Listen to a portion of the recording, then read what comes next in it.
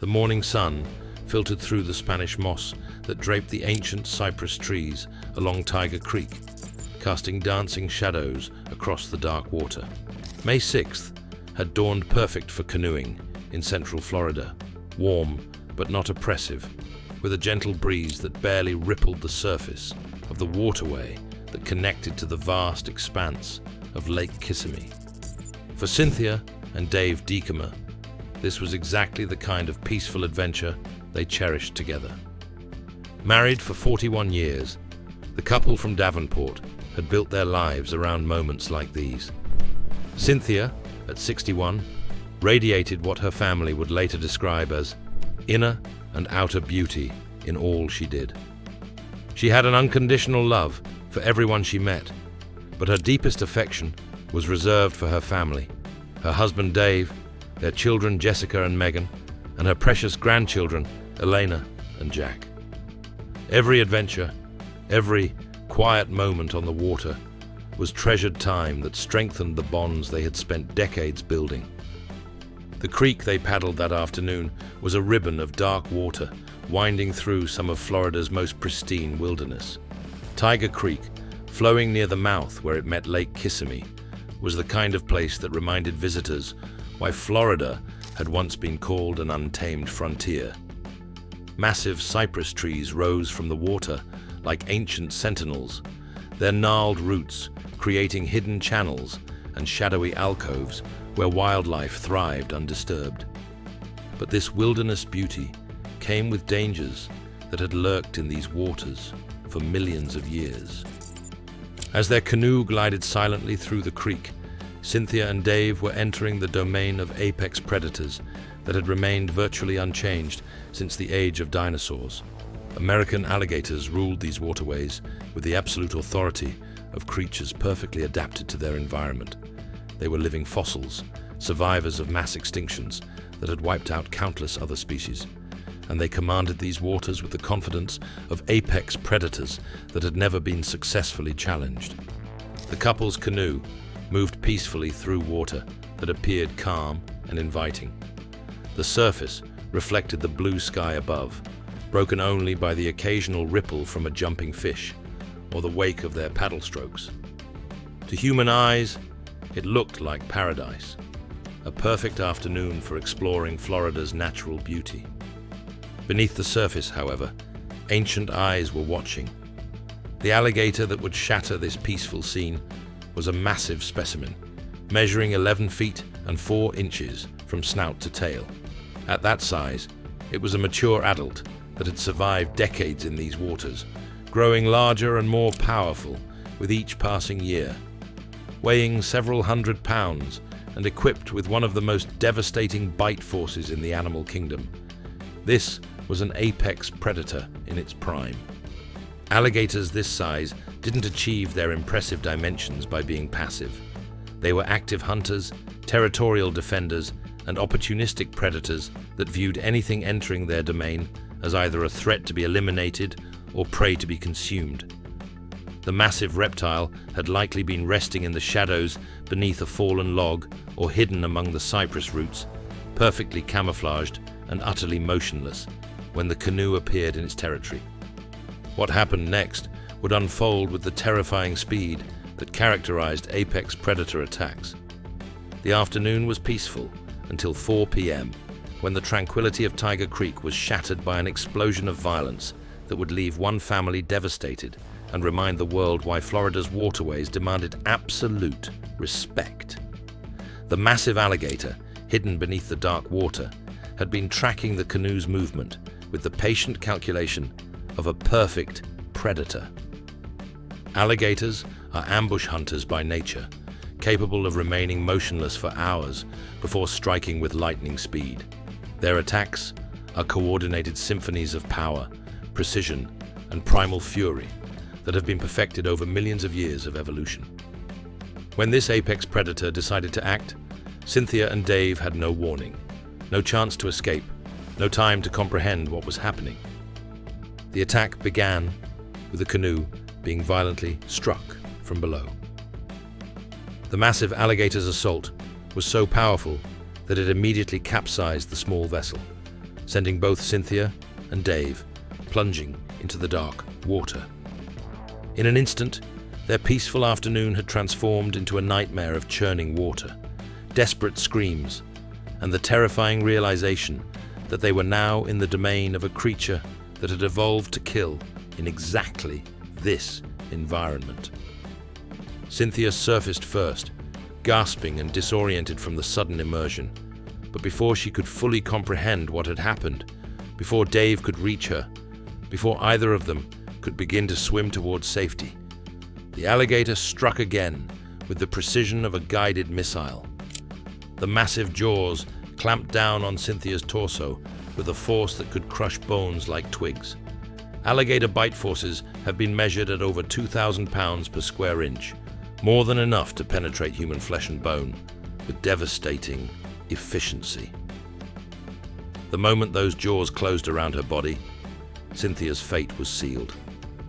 Dave watched in absolute horror as his wife of 41 years was seized by a creature from his worst nightmares. The woman he had loved for decades, the mother of his children, the grandmother who cherished every moment with Elena and Jack, was suddenly in the grip of an apex predator that showed no mercy, no hesitation, no recognition of her humanity. He lunged toward her, desperate to help, willing to risk everything to save the woman who had been his partner through 4 decades of life. But Dave was no match for a predator that had evolved specifically for this kind of aquatic combat. His efforts to reach Cynthia, to somehow pull her free from the alligator's grip, were futile against a creature that weighed hundreds of pounds and possessed strength beyond human comprehension. The alligator, with Cynthia still trapped in its jaws, began the behavior that would haunt Dave for the rest of his life: the death roll. This is perhaps the most terrifying aspect of alligator attacks. Once these apex predators have secured their grip on prey, they begin to rotate their entire body along their longitudinal axis, spinning with incredible speed and power. The death roll serves multiple purposes. It disorients prey, causes massive internal trauma, and often drowns victims who might otherwise survive the initial bite. As Dave watched helplessly, the massive alligator performed this ancient killing technique, with Cynthia still locked in its jaws. The water around them turned into a churning maelstrom of foam and horror as the apex predator spun again and again, each rotation taking his wife further from any possibility of rescue. The death roll continued for what must have felt like an eternity to Dave, though it likely lasted only seconds. When it finally stopped, the alligator did something that would complete his nightmare. It swam away with Cynthia's body, disappearing into the dark depths of Tiger Creek with the woman he had planned to spend the rest of his life loving. Dave found himself alone in the water, surrounded by the debris of their overturned canoe, facing the incomprehensible reality that his wife had been taken by a creature from another age. The peaceful creek that had promised a perfect afternoon had become the scene of an attack so swift and brutal that it defied human understanding. The emergency response began immediately, but in cases of alligator attacks, speed is rarely enough. By 4 p.m., when the first calls reached the Florida Fish and Wildlife Conservation Commission and the Polk County Sheriff's Office, Cynthia was already beyond human help. The massive alligator had carried her into the hidden depths of the creek system, to places where rescue teams couldn't follow, and where the ancient predator could finish what it had started. The search that followed was both massive and heartbreaking. FWC officers, sheriff's deputies, dive teams and volunteers scoured every inch of Tiger Creek and the surrounding waterways. Helicopters circled overhead while boats dragged the depths, all searching for any sign of Cynthia or the alligator that had taken her. The searchers knew they were looking for more than just a missing person. They were hunting an apex predator that had claimed a human victim and shown it was willing to defend its territory with lethal force. Alligators that have attacked humans often become more aggressive and dangerous, viewing people as either threats or potential prey. The massive reptile that had killed Cynthia represented an ongoing danger to anyone who entered these waters. The search continued through the night and into the following day. Powerful spotlights swept the water's surface while sonar equipment probed the depths. Every shadow, every floating log, every disturbance in the water was investigated with the desperate hope that somehow Cynthia might still be alive, that somehow this nightmare might have a different ending. But alligator attacks rarely offer second chances or miraculous rescues. These apex predators are too efficient, too perfectly adapted to their environment, too utterly ruthless in their approach to killing. When they claim a victim, they do so with the finality of creatures that have been perfecting their hunting techniques for millions of years. The discovery of Cynthia's body brought both closure and renewed horror to her family. She had been found, but the condition of her remains told the terrible story of what happens when humans encounter apex predators in their natural environment. The alligator had not simply killed her, it had claimed her as prey, treating her body according to the ancient instincts that governed its behavior.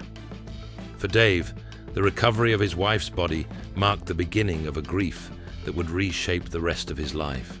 The woman who had radiated inner and outer beauty in all she did was gone, taken by a creature that knew nothing of love, family, or the human bonds that had defined Cynthia's existence.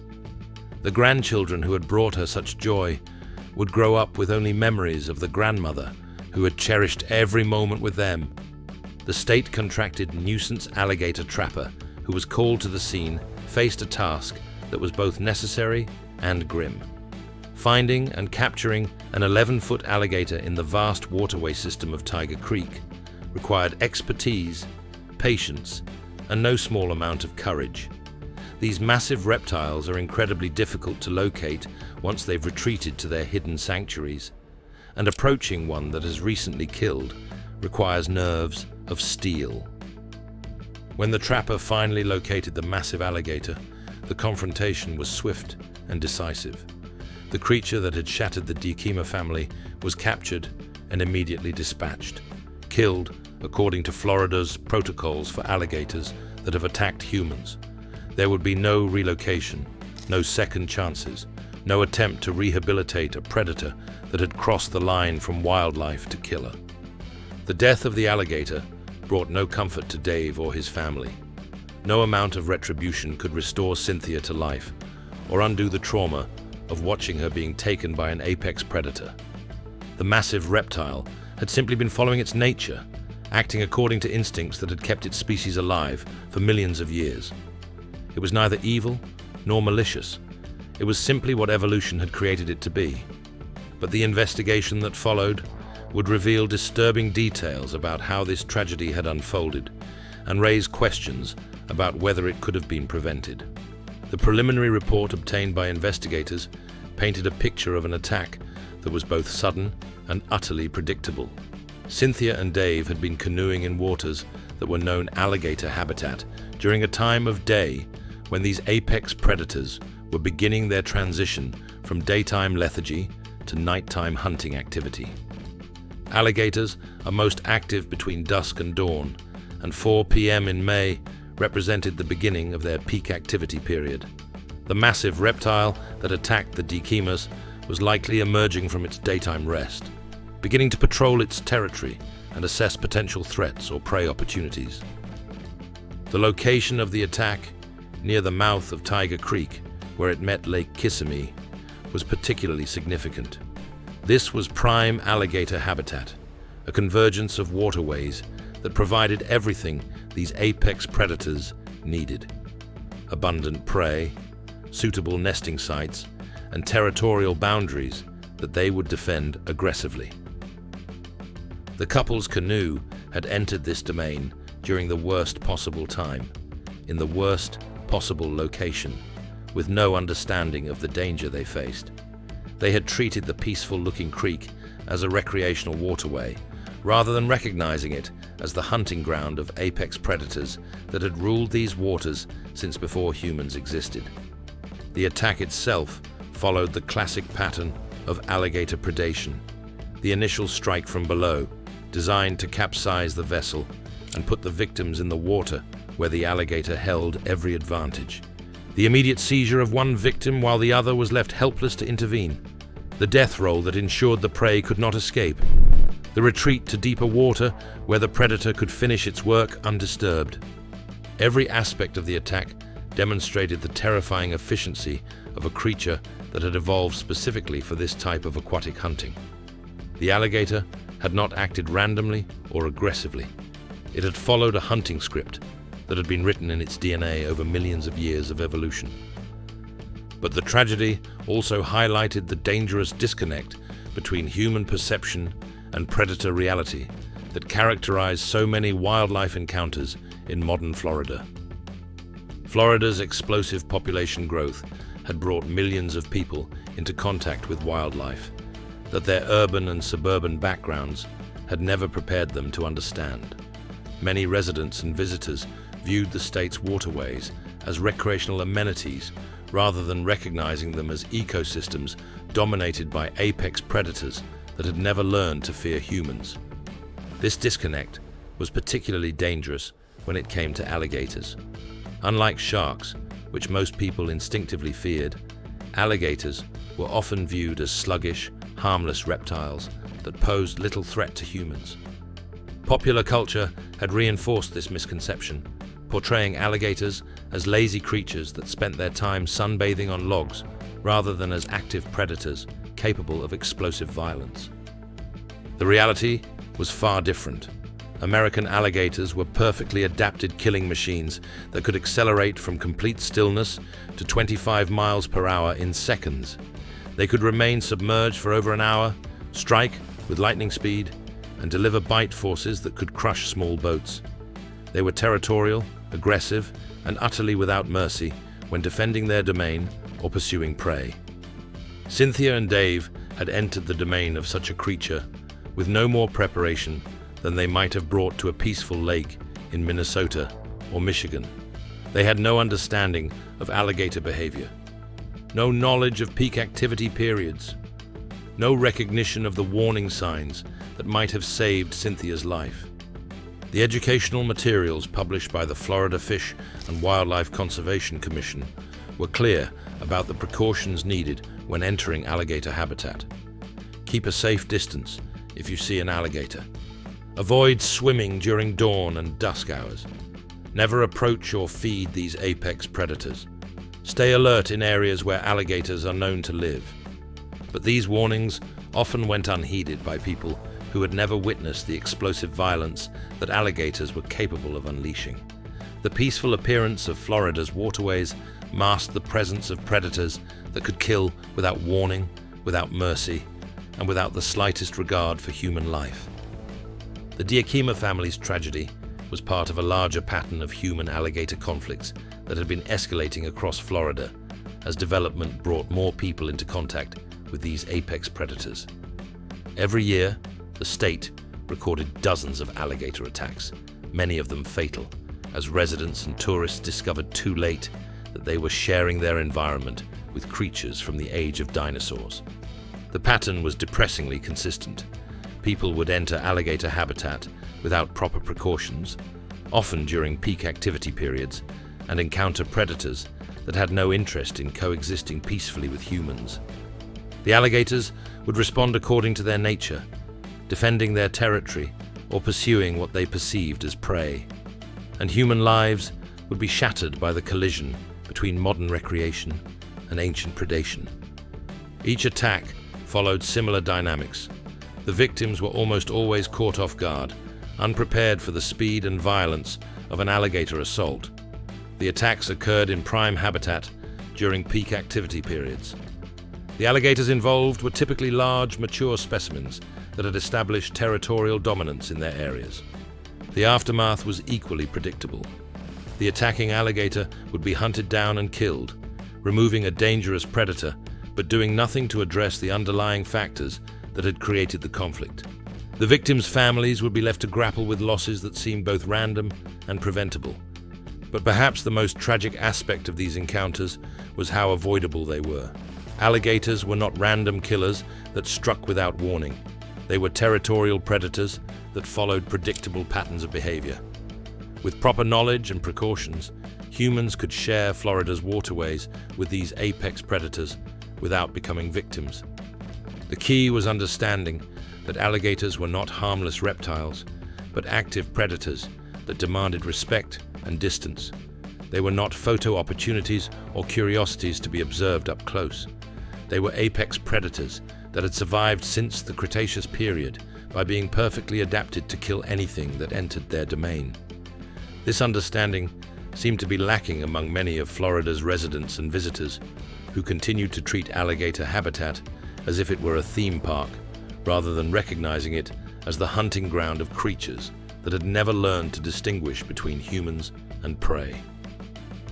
The educational efforts of wildlife officials faced an uphill battle against popular misconceptions and the dangerous confidence that came from seeing alligators appearing to be inactive.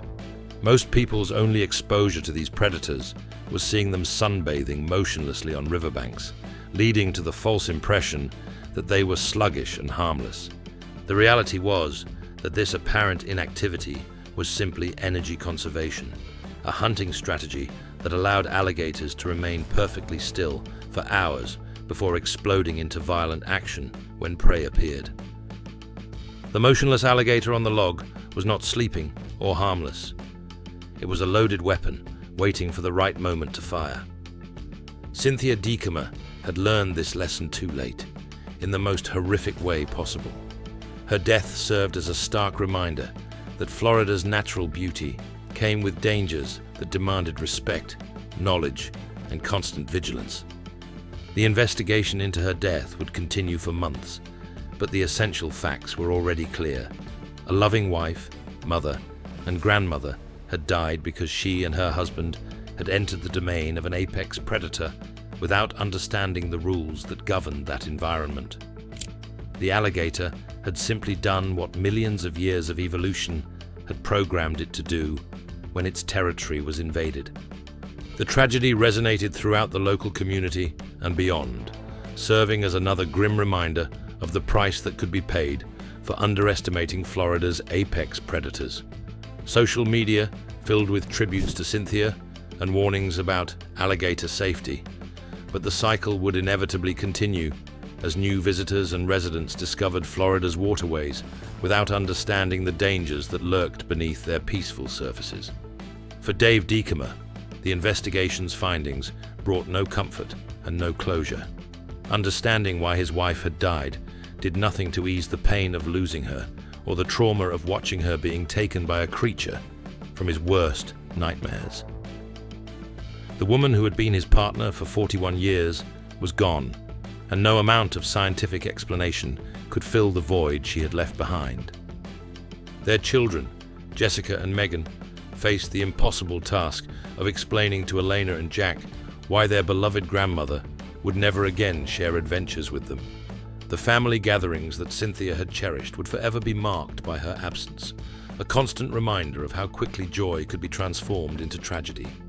The broader implications of Cynthia's death extended far beyond her immediate family. Her case became part of the growing database of human-alligator conflicts that wildlife officials used to develop safety protocols and educational programs. Her death would be studied, analyzed, and used to try to prevent similar tragedies, but this clinical approach could never capture the human cost of the encounter. The massive alligator that had killed her was gone, dispatched according to state protocols that recognized the danger posed by predators that had attacked humans. But hundreds of other large alligators continued to patrol Florida's waterways, following the same territorial instincts and predatory behaviors that had led to Cynthia's death. The state's alligator population had recovered dramatically since receiving protection in the 1970s, when hunting and habitat destruction had reduced their numbers to dangerous lows. Conservation efforts had been so successful that alligators now thrived throughout Florida, reoccupying habitat that had been lost for decades. This conservation success story had an unintended consequence. more alligators living in closer proximity to more humans than at any time in Florida's history. The potential for conflict had increased exponentially as both populations expanded and overlapped. Wildlife officials found themselves in the difficult position of managing apex predators that were both a conservation success and a public safety threat. Alligators were protected by state and federal law, but they were also responsible for dozens of attacks on humans each year. Balancing conservation goals with public safety required a delicate approach that satisfied neither wildlife advocates nor safety-conscious residents. The nuisance alligator program that had responded to Cynthia's attack was the state's primary tool for managing dangerous individuals. Alligators that posed threats to humans could be removed and killed. But the program was reactive rather than preventive. It responded to problems after they occurred rather than preventing them from happening in the first place. Prevention required education, and education required overcoming decades of misconceptions about alligator behavior. Most people's understanding of these predators was shaped by cartoons, movies, and tourist attractions that portrayed them as slow, stupid, and generally harmless. The reality that they were intelligent, fast, and utterly dangerous was harder to accept and less commercially appealing. The challenge was compounded by Florida's tourism industry, which had a vested interest in downplaying the dangers associated with the state's natural attractions. Waterfront hotels, canoe rental companies, and tour operators depended on visitors feeling safe enough to enjoy Florida's rivers, lakes, and swamps. Emphasizing the presence of apex predators was bad for business. This economic pressure created a culture of willful ignorance about alligator dangers that put tourists and residents at risk. Warning signs were often minimal or absent. Safety briefings were cursory or non-existent. The message was that Florida's waterways were safe for recreation as long as visitors used common sense. But common sense developed in environments without apex predators was inadequate for dealing with alligators. Cynthia and Dave had been the victims of this dangerous disconnect between perception and reality. They had approached Tiger Creek with the same casual attitude they might have brought to any other recreational waterway, unaware that they were entering the hunting ground of a creature that had never learned to fear humans. The peaceful appearance of the creek had reinforced their sense of safety. The dark water reflected the sky like a mirror, broken only by gentle ripples and the occasional jumping fish. Ancient cypress trees created a cathedral-like atmosphere that suggested tranquility and natural harmony. Nothing in the environment screamed danger or warned of the apex predator that was watching from the shadows. This was perhaps the most insidious aspect of alligator habitat, its ability to appear completely benign while harboring creatures capable of explosive violence. Unlike environments that advertised their dangers through obvious warning signs, alligator territory often looked like paradise until the moment it revealed its true nature. The attack on Cynthia had transformed Tiger Creek from a peaceful recreational destination into a crime scene where the criminal was a creature that had committed no crime according to the laws of nature. The alligator had simply defended its territory against what it perceived as intruders, using methods that had proven effective for millions of years. But human law was different from natural law, and the alligator's fate had been sealed the moment it attacked a human being. State protocols were clear. Alligators that killed people had to be destroyed, regardless of the circumstances that led to the encounter. There was no consideration of whether the humans had entered the alligator's territory, no evaluation of whether the attack was defensive or predatory, no recognition that the alligator was simply following its natural programming. This zero-tolerance approach was driven by both public safety concerns and political necessity. Floridians demanded action when alligators killed people, and that action typically involved the immediate destruction of the attacking animal. The alternative, allowing killer alligators to remain in the wild, was politically and practically unacceptable. The policy was harsh, but understandable. Alligators that had attacked humans often became more aggressive and dangerous, viewing people as either threats or potential prey. Allowing such animals to remain in the wild created unacceptable risks for anyone who entered their territory. But the destruction of individual alligators did nothing to address the underlying factors that created human-alligator conflicts. As long as people continued to enter alligator habitat without proper precautions, attacks would continue to occur. As long as development continued to bring humans and alligators into closer contact, the potential for conflict would increase. The solution required a fundamental shift in how Floridians and visitors understood their relationship with the state's apex predators. Instead of viewing alligators as obstacles to recreation or curiosities to be observed, people needed to recognize them as dangerous wild animals that demanded respect and distance. This educational challenge was complicated by the fact that most people would never see an alligator attack or witness the explosive violence these predators were capable of unleashing. Their understanding was based on peaceful observations of apparently inactive animals, leading to dangerous overconfidence about their ability to coexist safely with apex predators. Cynthia's death served as a stark reminder that appearances could be fatally deceiving when it came to alligator behavior. The peaceful creek that had attracted her and Dave had been a killing ground disguised as paradise, patrolled by a predator that was perfectly camouflaged and utterly patient until the moment it struck. The speed and violence of the attack had left no time for learning, no opportunity for escape, no chance for the kind of gradual understanding that might have prevented the tragedy. One moment, Cynthia had been enjoying a peaceful canoe ride with her husband. The next, she was in the grip of an apex predator that showed no mercy and no recognition of her humanity. The randomness of the encounter was perhaps its most terrifying aspect. Cynthia and Dave had done nothing to provoke the attack, nothing to attract the alligator's attention, nothing that marked them as different from thousands of other people who had safely navigated Florida's waterways. They had simply been in the wrong place at the wrong time, crossing paths with a predator that was programmed to respond to their presence with lethal force. This randomness made the tragedy particularly difficult for survivors to process. There was no clear lesson to be learned, no obvious mistake to avoid, no simple rule that would prevent similar encounters. The attack had occurred because two worlds, human recreation and apex predation, had collided in a waterway that belonged to both, but was ruled by only one.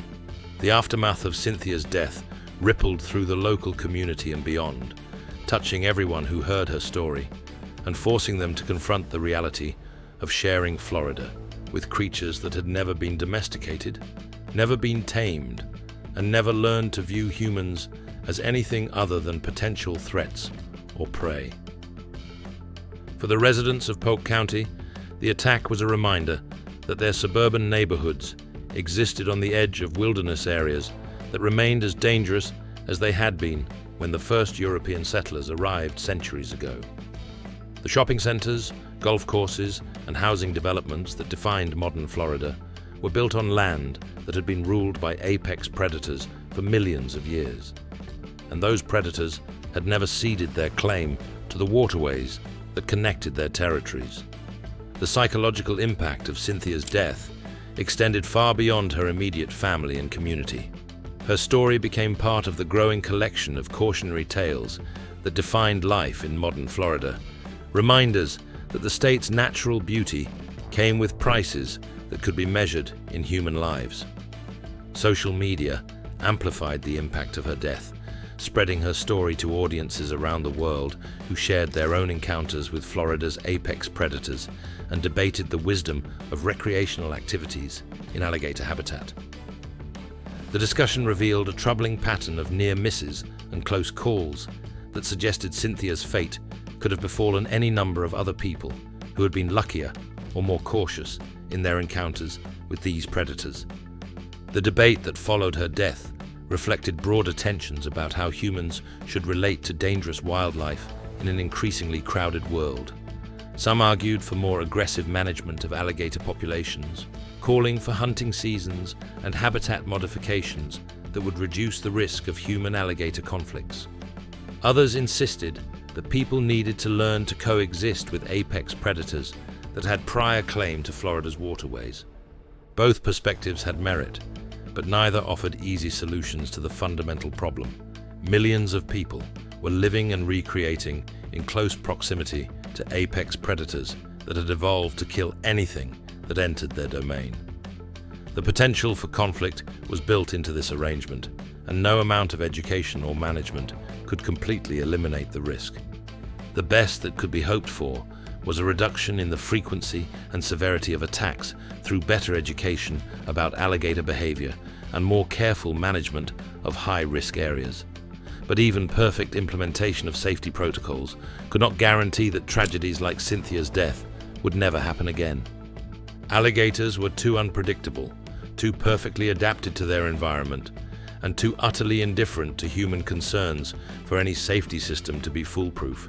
They would continue to patrol Florida's waterways according to instincts that had kept their species alive for millions of years, and occasionally those instincts would bring them into lethal conflict with humans who had forgotten that they were sharing their environment with apex predators.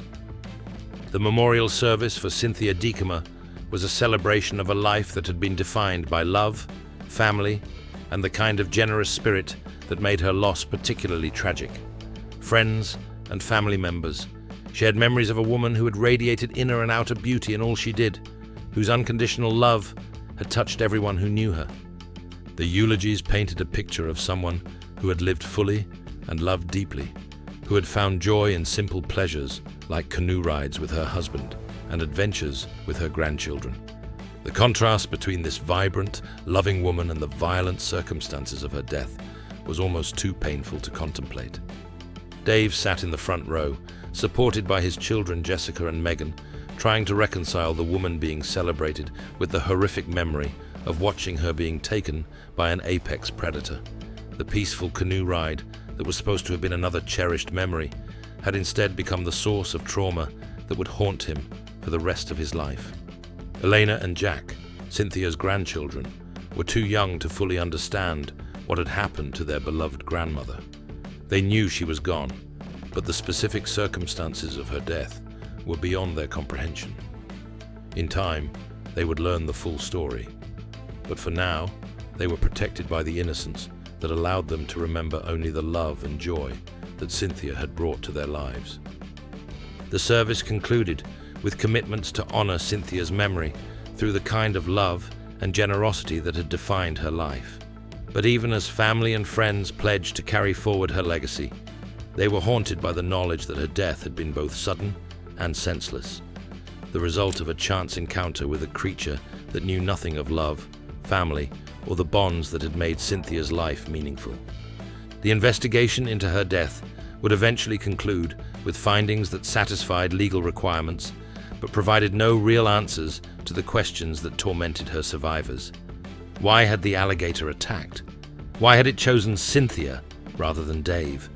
Why had their peaceful canoe ride ended in such violence? The answers, such as they were, lay in the realm of predator behavior and evolutionary biology, rather than in any framework that could provide comfort to grieving humans. The alligator had acted according to programming that had been refined over millions of years of natural selection. It had identified potential threats or prey in its territory and responded with the explosive violence that had kept its species alive since the Cretaceous period. There was no malice in the attack, no personal animosity, no recognition of Cynthia as an individual human being with a family who loved her. The alligator had simply done what evolution had created it to do when its domain was invaded by creatures it did not recognize as fellow predators. This biological explanation was accurate, but cold comfort to people trying to make sense of a loss that seemed to violate every assumption about how the world was supposed to work. Cynthia had been a good person, who had lived a good life, who had harmed no one and loved everyone. The idea that such a person could be killed by a creature that was incapable of moral reasoning challenged fundamental beliefs about justice and meaning. but nature operated according to different principles than human morality. In the ecosystem of Tiger Creek, Cynthia had been neither good nor evil. She had simply been a potential threat or prey item that had triggered a predatory response from an apex predator that was perfectly adapted to its environment. The disconnect between human values and natural processes was perhaps the most difficult aspect of her death for survivors to accept. They lived in a world where actions had moral consequences, where good people were supposed to be protected from random violence, where love and family were supposed to matter. The alligator that killed Cynthia lived in a world where none of these concepts existed. It knew only territory, threat, prey, and the imperative to survive and reproduce. The collision between these two worlds had resulted in a tragedy that made perfect sense from a biological perspective, but remained incomprehensible from a human one. As the months passed and the immediate shock of Cynthia's death began to fade, her family faced the long process of learning to live with their loss. Dave had to reimagine a future that no longer included the woman who had been his partner for 41 years. Jessica and Megan had to help their children understand why their grandmother would never again join them for family adventures. The process was complicated by the violent nature of Cynthia's death and the helplessness that Dave felt about his inability to save her. Survivors' guilt mixed with grief to create a complex emotional landscape that would take years to navigate. Professional counselors who specialized in traumatic loss helped the family understand that there was nothing Dave could have done to prevent the attack or save his wife. The speed and violence of alligator predation left no time for heroic interventions or last-minute rescues. The massive reptile had been perfectly designed by evolution to kill quickly and efficiently, and no amount of human courage or determination could have changed the outcome once the attack began. But understanding the biological realities of the encounter did little to ease Dave's emotional burden. He would always carry the memory of watching his wife being taken by an apex predator, always wonder if there was something he could have done differently, always struggle with the randomness of a tragedy that had shattered his world in a matter of seconds.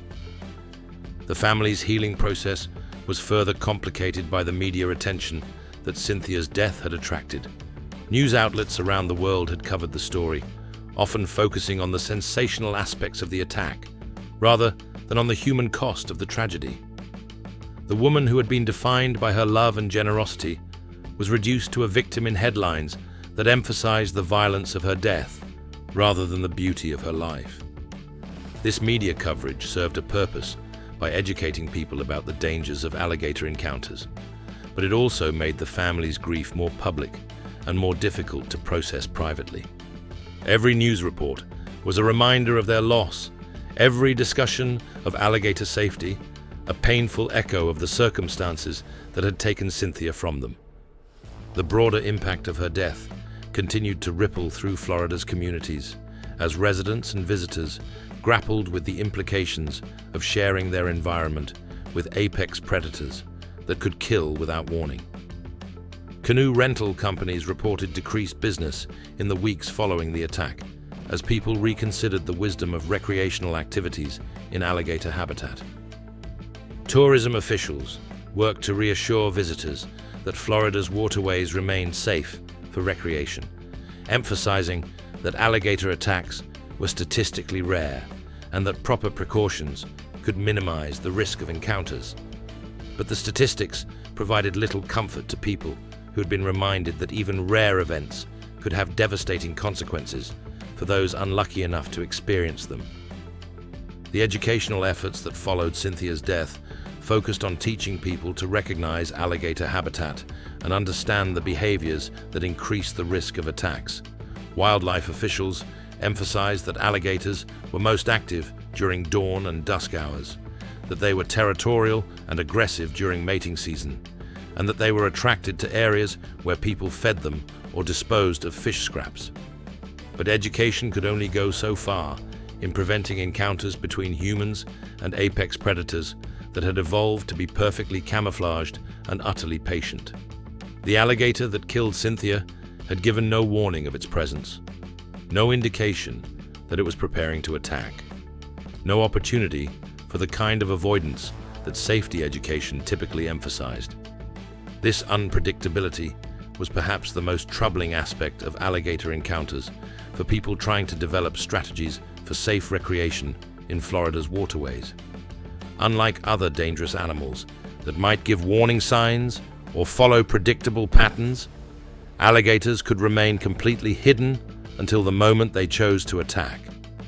The result was a level of uncertainty that made it impossible to guarantee safety in any waterway that might harbor these apex predators. People could follow all the recommended precautions, avoid peak activity periods, stay alert for signs of alligator presence, and still find themselves in the position that Cynthia and Dave had faced, suddenly confronted by a predator that had been watching them from concealment. This uncertainty forced Floridians to make difficult choices about how much risk they were willing to accept in exchange for the recreational opportunities that the state's waterways provided. Some people chose to avoid water activities altogether, unwilling to accept even minimal risks of alligator encounters. Others continued their recreational pursuits, but with heightened awareness of the dangers that lurked beneath the peaceful surfaces of Florida's rivers and lakes. The debate over acceptable risk levels reflected broader questions about how humans should relate to dangerous wildlife in an increasingly crowded world. As development continued to bring more people into contact with apex predators, society would be forced to develop new frameworks for balancing recreational access with public safety. Cynthia's death had become part of this larger conversation, a reminder that the costs of coexisting with apex predators could be measured in human lives as well as in the conservation benefits that protected ecosystems provided. Her story would be told and retold as people struggled to find the right balance between access and safety, between recreation and respect for the predators that had ruled Florida's waterways long before humans arrived. The alligator that killed her was gone, dispatched according to protocols that recognized the danger posed by predators that had attacked humans. But thousands of other alligators continued to patrol Florida's waterways, following the same territorial instincts and predatory behaviors that had led to the tragedy on Tiger Creek. These surviving predators represented both a conservation success story and an ongoing public safety challenge. Their recovery from near extinction was a testament to the effectiveness of wildlife protection laws and habitat conservation efforts.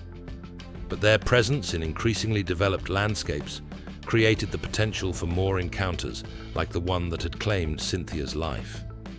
Managing this tension would require continued vigilance from wildlife officials, ongoing education for residents and visitors, and a recognition that perfect safety was impossible in environments shared with apex predators.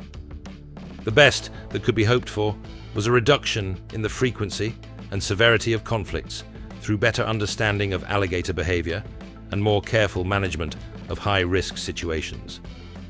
But even with perfect implementation of safety protocols, there would likely be more tragedies like Cynthia's death.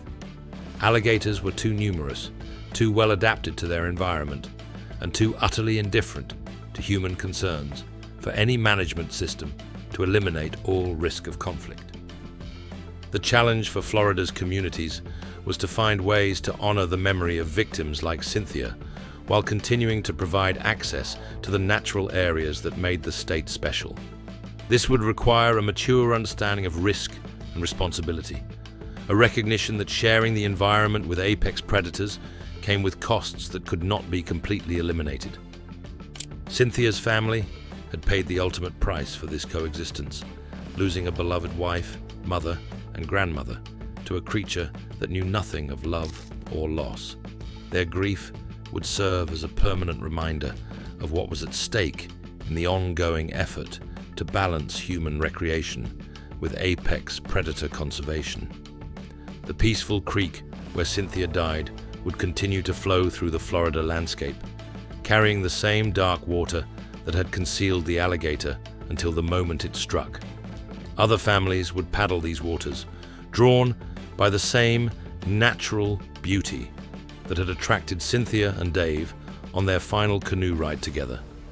Some of these future visitors would be better educated about alligator dangers, more aware of the risks they were accepting when they entered apex predator habitat. Others would approach the water with the same innocent confidence that Cynthia and Dave had displayed, unaware that they were entering a domain ruled by creatures that had never learned to distinguish between humans and prey. The cycle would continue because it was built into the fundamental nature of Florida's ecosystem, an environment where ancient predators shared space with modern humans in an arrangement that was inherently unstable and occasionally tragic. Cynthia's death had become part of this ongoing story, a reminder of the price that could be paid when two very different worlds collided in the dark waters of Tiger Creek. These tragic encounters across Florida's waterways reveal a disturbing pattern that extends far beyond individual incidents. From the cypress-shadowed creeks, where ancient predators patrol their territories, to the suburban lakes, where families seek peaceful recreation. The collision between human activity and apex predator behavior continues to claim victims who never understood the true nature of the creatures that share their environment. The stories we've explored today represent just a fraction of the encounters happening across the state, as more people venture into waters ruled by predators that have never learned to fear humans.